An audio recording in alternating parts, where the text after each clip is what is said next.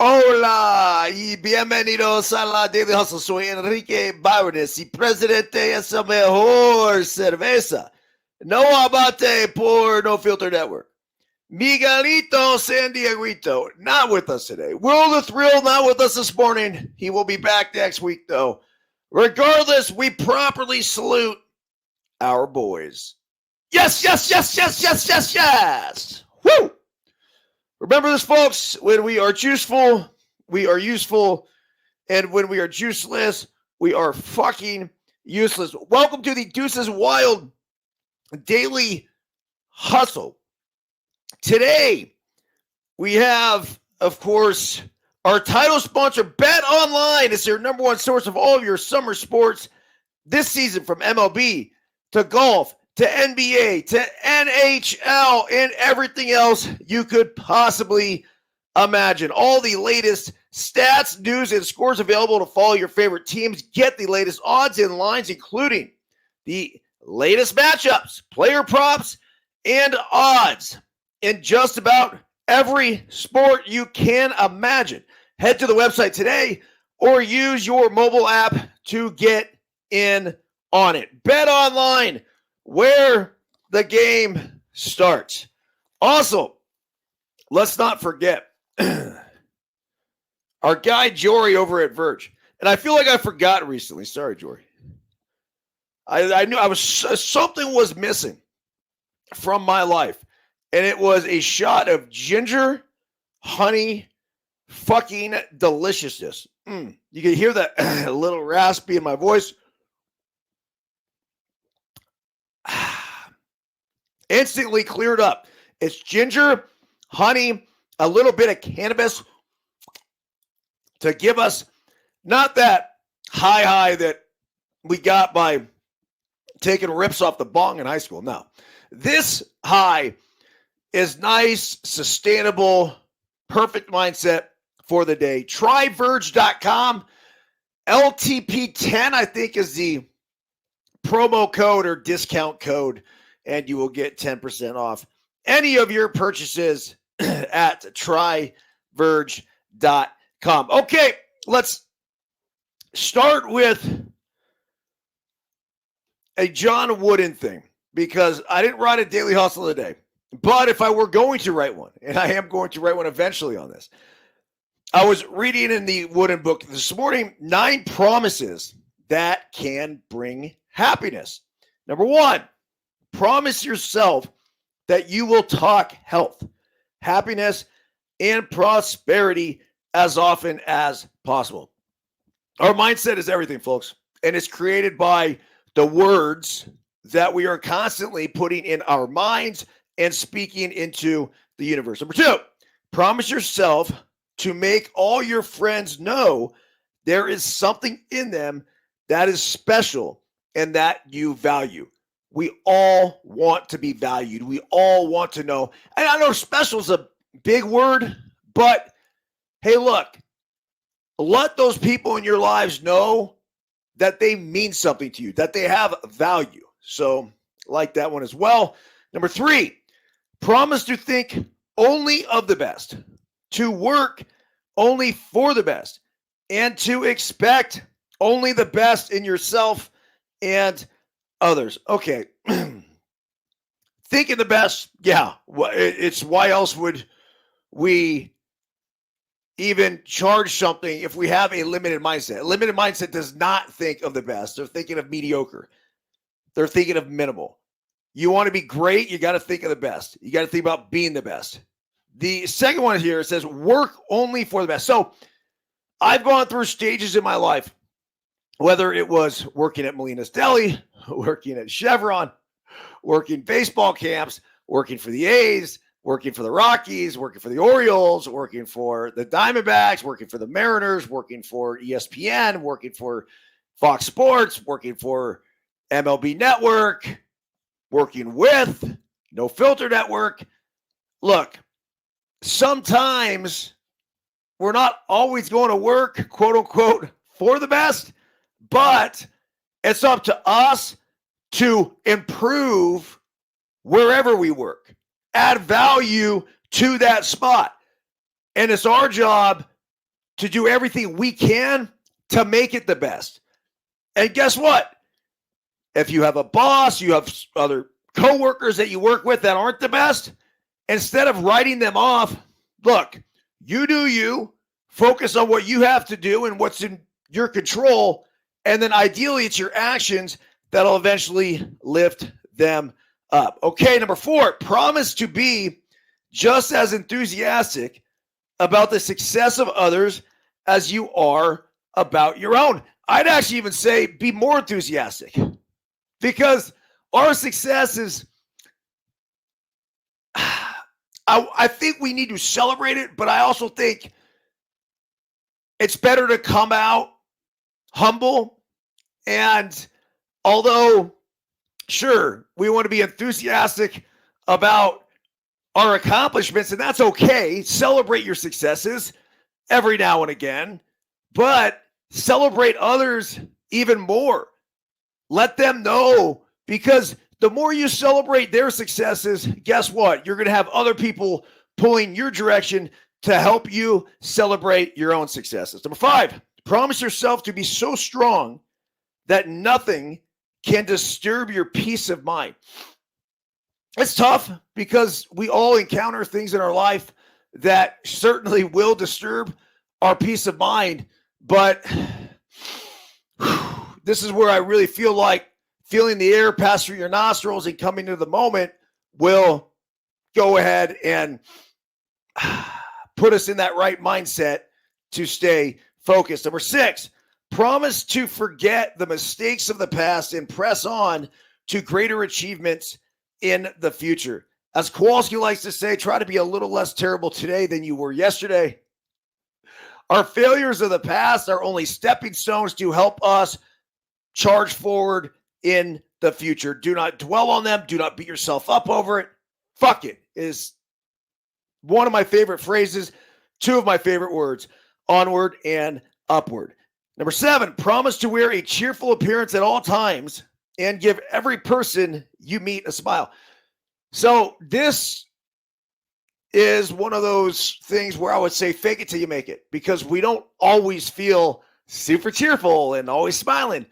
But when you see somebody else, you're walking down the street, all it takes is this. Your smile will bring a smile to their face, a head nod. You don't need to get into any sort of conversation about the other person's life story, but smile, give them a head nod. That is it. And you certainly will be emitting the energy that, once again, we want to be receiving back. And guess what? When you run into the dick like I did the other day that gave me the double bird for whatever reason, maybe he saw my flip and he was just celebrating that. But just you can't help that person. You actually almost have to kind of laugh. I was going to take a left, and so I kind of started to, then I stopped. I'm like, nah, I even let him go by. So after my generosity, apparently he didn't appreciate any of it. And I got the double bird, but all I could do is laugh. Number 1, because I thought about Flippy right away.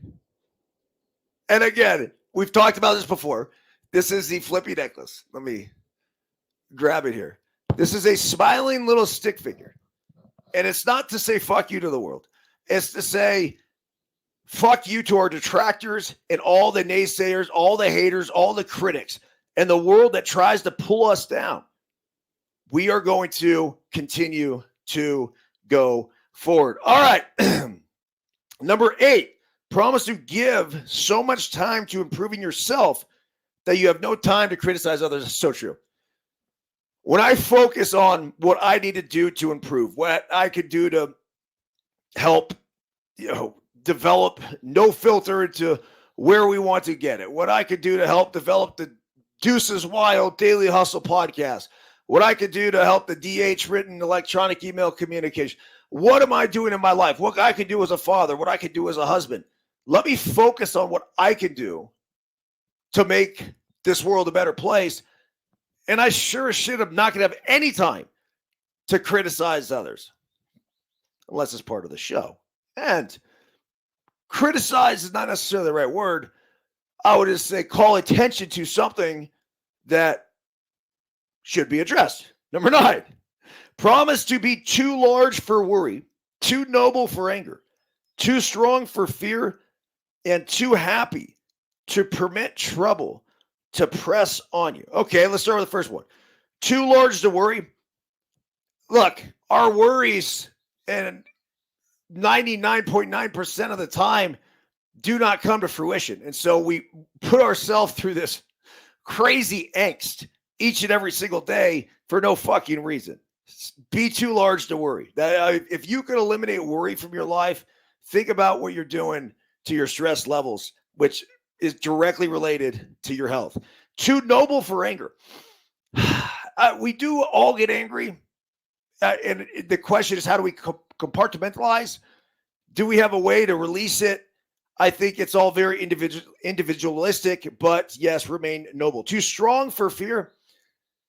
The only thing to fear is fear itself. That RFK that said that. So, yeah, let's make sure we are fuerte for fear. Too happy to permit trouble to press away. Happiness is a choice.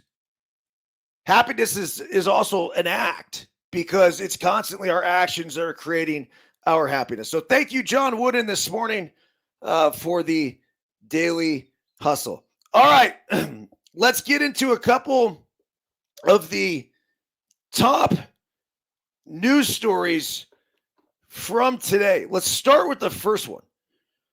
Reggie Bush gets his Heisman back. That's right. Reggie Bush's restored Heisman is a natural progression in a new college sports world, they're saying. That sentence has felt inevitable for nearly 3 years now, since June 30th, 2021. That's when the NCAA name, image, and likeness era began, and also the day that Bush himself, who had remained relatively quiet on this subject for more than a decade, began to openly lobby to have his 2005 award reinstated by the Heisman Trust. Now it has, and there was much rejoicing. First, a recap of Bush's Heisman saga. Look, I don't give a shit about Bush's Heisman saga. I really don't. I mean, it's maybe he accepted some money, maybe he died, whatever it was. Who cares? We know this has been going on for 100 years of college fucking football, where players, coaches, staff, everyone has been receiving these sort of gifts to entice them to either go to the school, stay at the school, whatever. The bottom line is that the NCAA had no choice. They were strong-armed by our legal system into creating the NIL deals and into paying college athletes, which is only going to further develop as the years go on.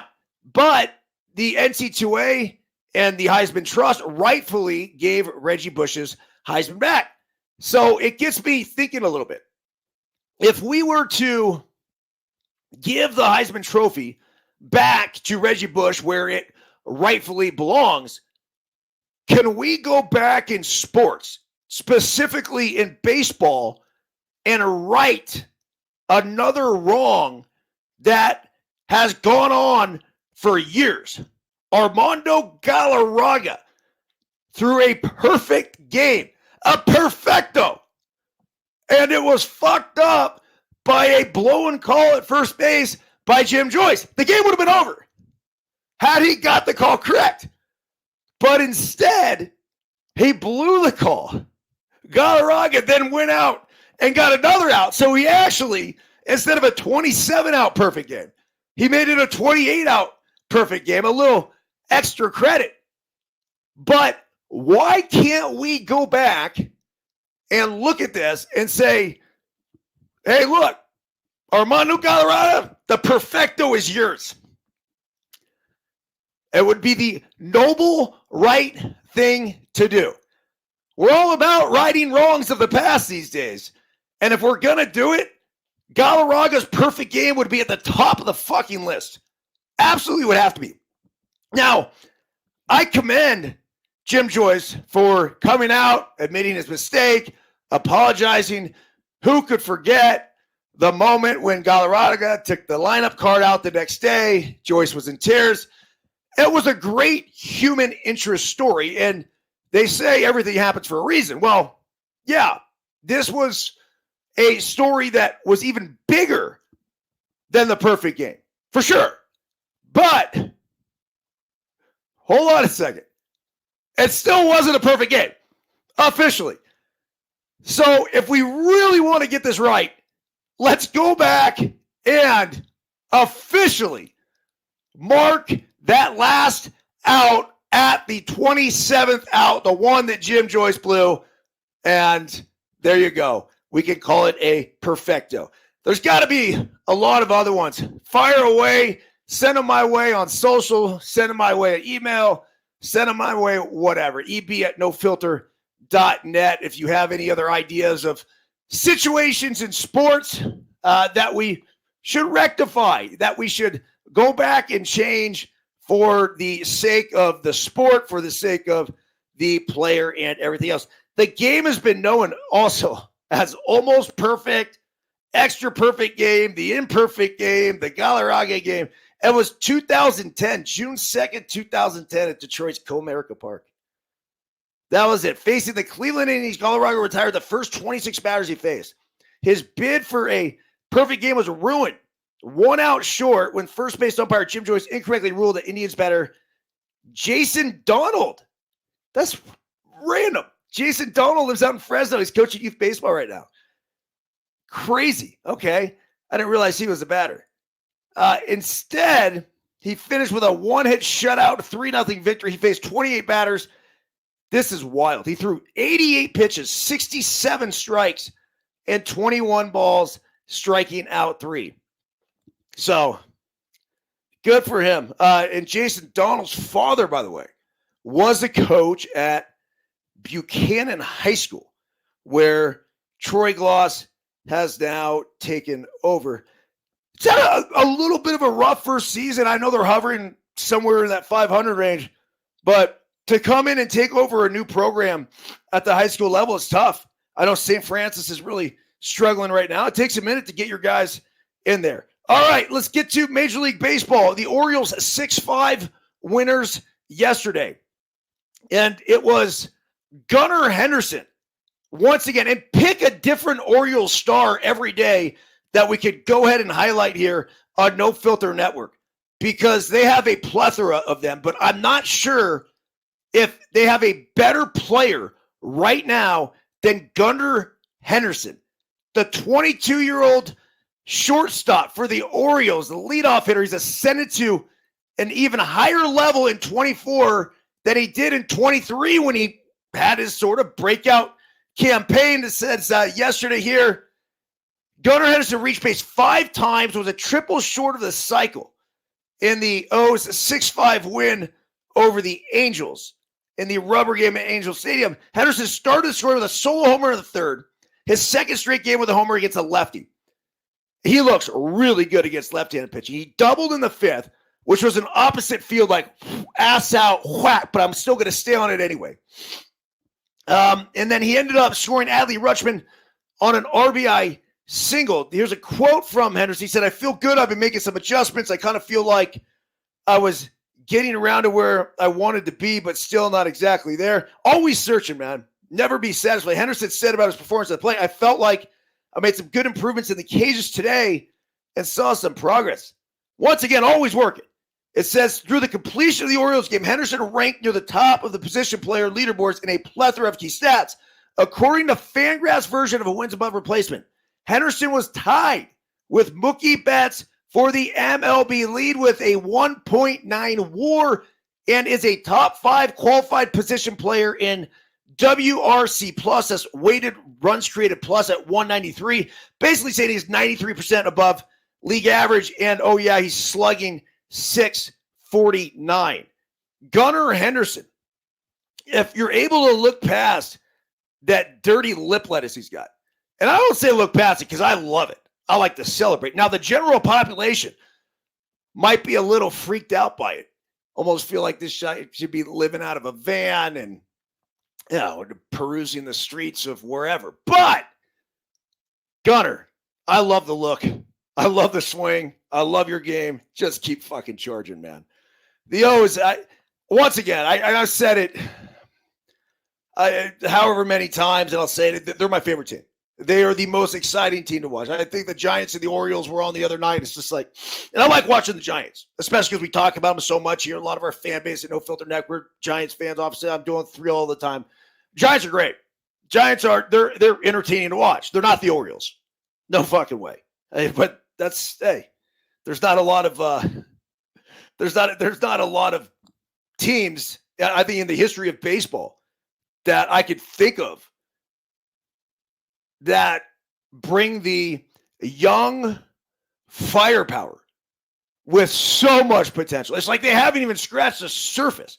And the fact it's a different guy every single night, that's what makes it so interesting. Okay, a couple other things here, and I got to run, 9:49. I got to be down at the pickleball course at 10. So I'm not going to get into power rankings. I will get into this, though. Max Scherzer, really interesting here. He hates the robot umps, but he does have a hilarious solution to MLB's umpire problem. So basically, what Scherzer wants to do is he wants to rate the umpires. And he then wants to relegate the bottom 10% of the umpires to the minor leagues. This is fucking brilliant. Now, obviously, Scherzer and I have a difference of opinions on the automated strike zone because I gladly would take the robot calling balls and strikes. But if you're not going to do that, at least this would hold umpires accountable. This is a deal that Major League Baseball has got to make with the umpires union. Now, the umpires union most likely will never go for it. But it's fucking brilliant. The players are held accountable.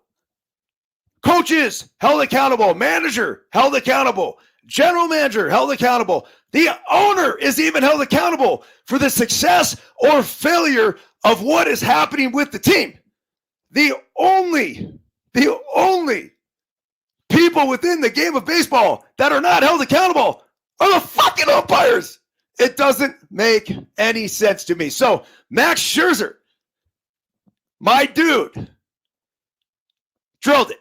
That's it. Relegation. As a matter of fact, you want me to take it a step further? I think we should relegate teams too. The Chicago White Sox, yeah, they'd be out. Yeah, take the worst team in the league, whoever finishes with the worst record, instead of giving them the number one pick, you send them to the fucking minor leagues. Just like that. Hey, Sacramento's going to be having a big league team play in their stadium next year. If you want to talk about how America was built, this is it. It's exactly what we should be doing. Okay, onward and upward. Need to bring this up because Major League Baseball's oldest living player is turning 100 today. Art Shallock, a left-hander who pitched in 58 games with the Yankees and Orioles over a 5-year career in the 1950s, will celebrate the milestone with family and friends at Cogier on Napa Road, the senior living facility in Sonoma, where he resides. Memorabilia from his playing career will be on display. He will sign some baseballs, and staff and faculty will dress up in Yankees gear, serve a Yankees-themed cake, and roll out the literal red carpet for our guy, Art. Quote, "Those were some great times," Shallock said of his time with the Yankees, which included 3 World Series championships. "Hard to believe I'm hitting 100, but looking back on my life, I'm grateful for the experiences I have had." Shallock was born on April 25th, 1924 in Mill Valley, about 9 miles north of the Golden Gate Bridge, which is 13 years younger than he is. No way. The Golden Gate Bridge is 13 years younger than Art. It's fucking awesome. So I know, let's see here. The original article was written by Dan Brown, good friend of the program. We gotta get Dan on. Maybe I'll try to get him on tomorrow.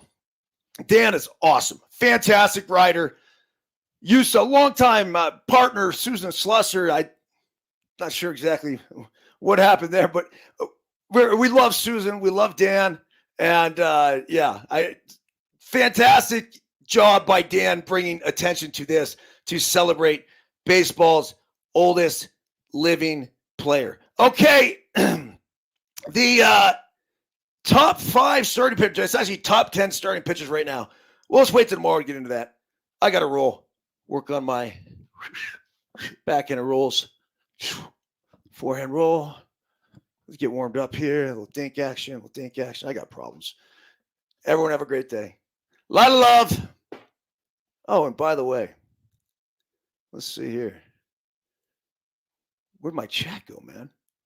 Oh, there it is. Oh, wait, hold on a second. Question about reserving decision. And what about salary bonus implications? Well, thank you, honey. That's my wife. I'm glad one person's actually watching the Daily Hustle. I appreciate that. And she had a question about reversing decisions and how that would impact salary or bonus implication.